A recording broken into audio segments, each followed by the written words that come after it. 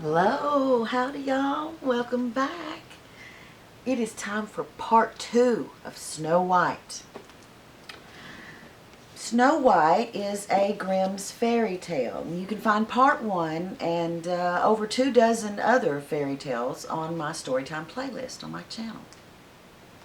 And Snow White was collected and presented by Jacob and Wilhelm Grimm and is read to you tonight by myself, Tennille Milam. This story is not intended for children. So, on with the story. This is part 2 of Snow White. Where we left off last time, Snow White, although having been warned by the 7 dwarves to let no one in the house, unbarred the door and let in an old peddler woman who was selling pretty laces. "I need not be afraid of letting in this good woman," thought Snow White, and she unbarred the door and bought the pretty lace. "Oh, what a figure you are, my child," said the old woman. "Come and let me lace you up properly for once." Snow White, suspecting nothing, stood up before her and let her lace her up with her new lace. But the old woman laced her so quick and so tightly that it took Snow White's breath quite away, and she fell down as if dead. "Now you have done with being the fairest," said the old woman as she hastened away.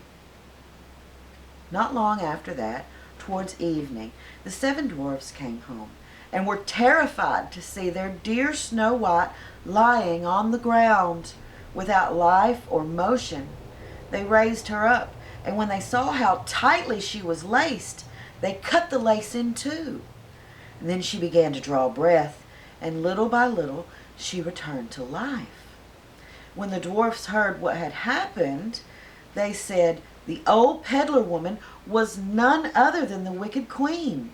You must be aware of letting anyone in when we are not here. Let no one in."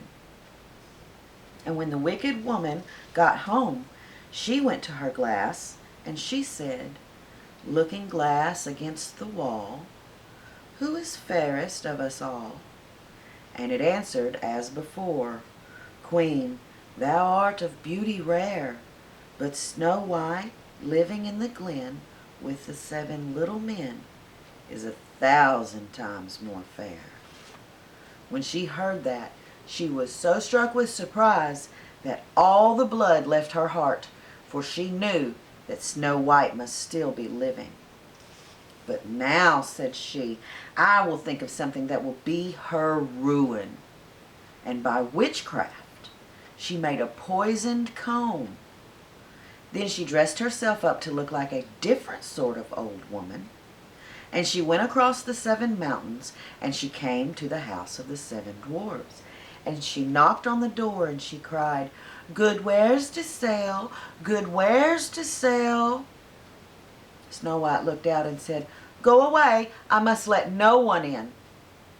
"Oh, but you're not forbidden to look, are you?" asked the old woman, taking out the poisoned comb and holding it up and showing it to Snow White. It pleased the poor child so much that she was tempted and opened the door. And when the bargain was struck, the old woman said, "Now, for once, your hair shall be properly combed." Poor Snow White, thinking no harm, let the old woman do as she would. But no sooner was the comb placed into her hair than the poison began to work, and the poor girl fell down senseless. "Now, you paragon of beauty," said the wicked woman, "this is the end of you." And she went off. By good luck, it was now near evening, and the 7 little dwarfs came home. When they saw Snow White lying on the ground as dead, they thought directly that it was the stepmother's doing, and they looked about. They found the poisoned comb, and no sooner had they drawn it out of her hair than Snow White came to herself and related all that had passed. They warned her once more to be on her guard, and to never again to let anyone in at the door. And the queen went home, and she stood before the looking glass and said, "Looking glass against the wall, who is fairest of us all?" And the looking glass answered as before, "Queen, thou art of beauty rare, but Snow White, living in the glen with the 7 little men, is 1,000 times more fair." When she heard the looking glass speak thus, she trembled and shook with rage. "Snow White shall die," cried she, "though it should cost me my own life." And then she went to a secret, lonely chamber where no one was likely to come, and there she made a poisonous apple. It was beautiful to look upon, being white with red cheeks, so that anyone who should see it must long for it. But whoever ate even a little bit of it must die. When the apple was ready, she painted her face and clothed herself like a peasant woman. She went across the 7 mountains to where the 7 dwarfs lived.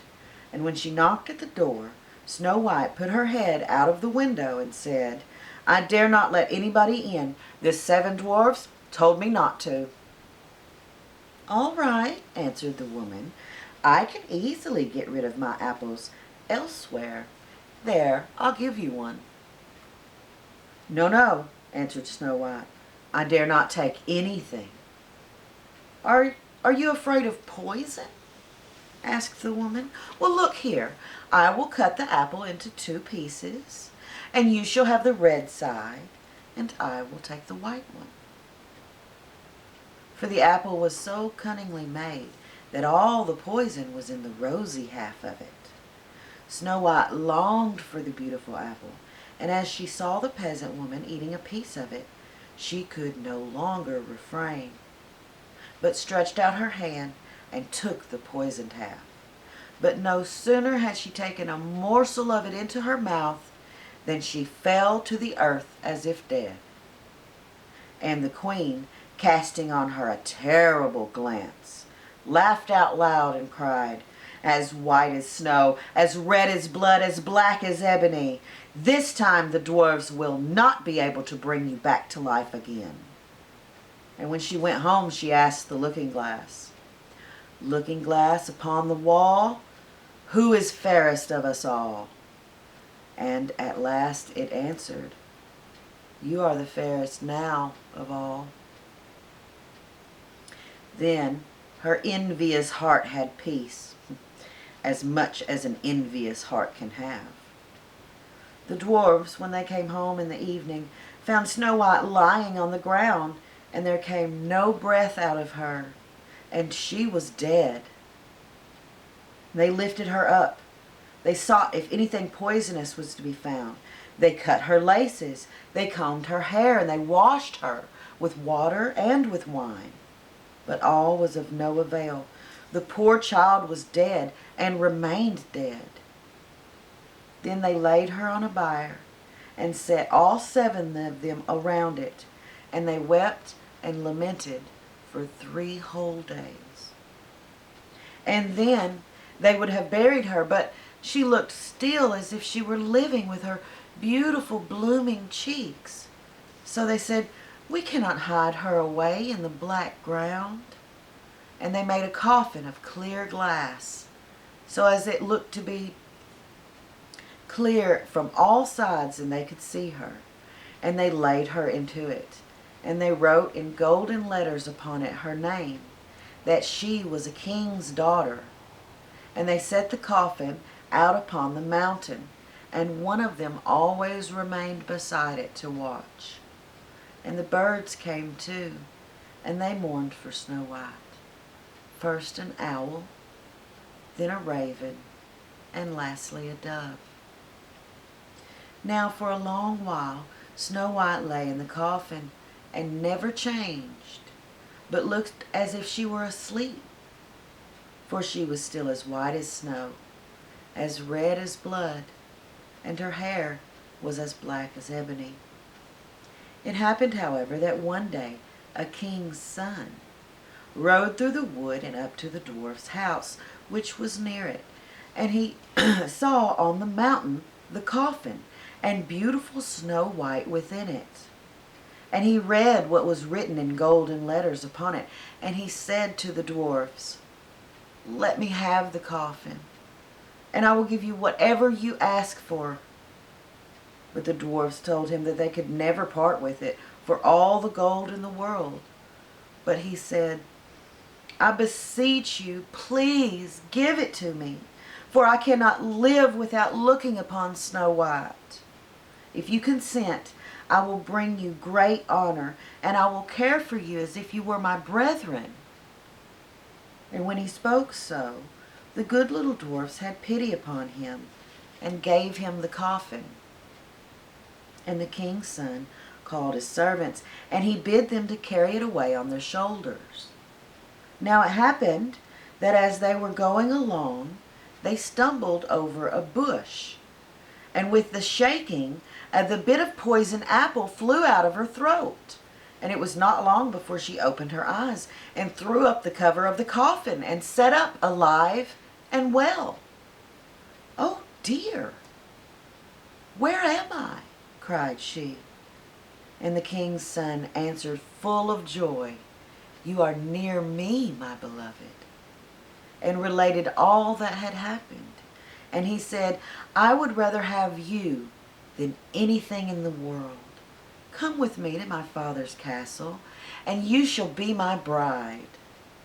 And Snow White was kind, and she went with him. And their wedding was held with pomp and great splendor. But Snow White's wicked stepmother was also bidden to the feast. And when she had dressed herself in beautiful clothes, she went to her looking-glass and said, "Looking-glass upon the wall, who is fairest of us all?" The looking-glass answered, "O Queen, although you are of beauty rare, the young bride is 1,000 times more fair." Then she railed, and she cursed, and she was beside herself with disappointment and anger. And first she thought she would not go to the wedding. But then she felt she would have no peace until she went and saw the bride. And when she went, she knew her for Snow White, and she could not stir from her place for anger and for terror. For they had ready red-hot iron shoes in which she had to dance until she fell down dead. The end. Thank you for joining me. Hope you enjoyed the story, and until next time, y'all be sweet.